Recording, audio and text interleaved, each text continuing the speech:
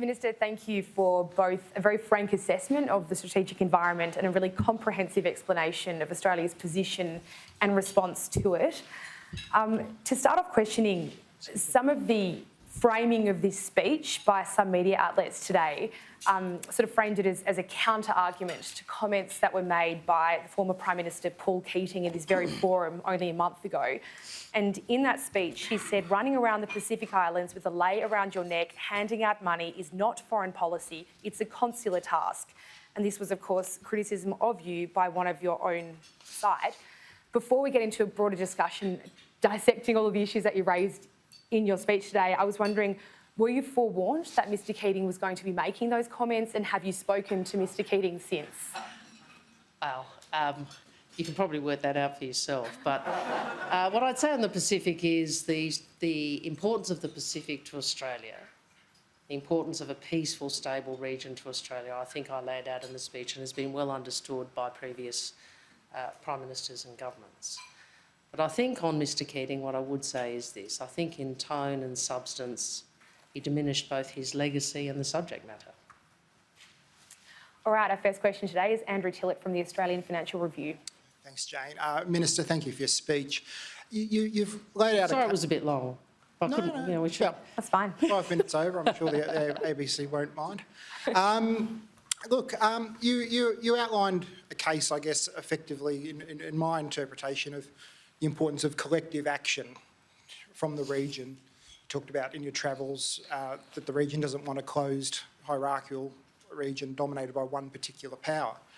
But how much are you actually seeing from the region about this sort of determination to band together? I mean, we've put our cards on the table with things like AUKUS, the reinvigorated approach to statecraft and diplomacy that you're taking. What are we actually seeing, though, the other countries doing in this space? Well, first, before I do that, can I acknowledge there are quite a number of members of the Diplomatic Corps here today, and I thank you for your attendance and your engagement. And I would make this point. I think all the countries of the world, but particularly of our region, so the Indo-Pacific and obviously the Pacific Island Forum members, particularly and the members of ASEAN, we are all seeking to navigate a world in which strategic competition is increasing. So there is both dialogue and thinking and consideration about how we navigate that world. What I say is we share a region, we share a future, and that peace is best served by all of us exercising our agency.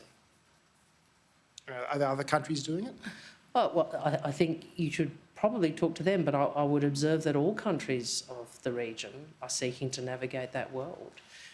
And much of my engagement and the engagement of colleagues is focused on how we can best work better, bearing in mind we people have different perspectives, different geographies, different views about their national interests, but that there is alignment which comes and which we encourage.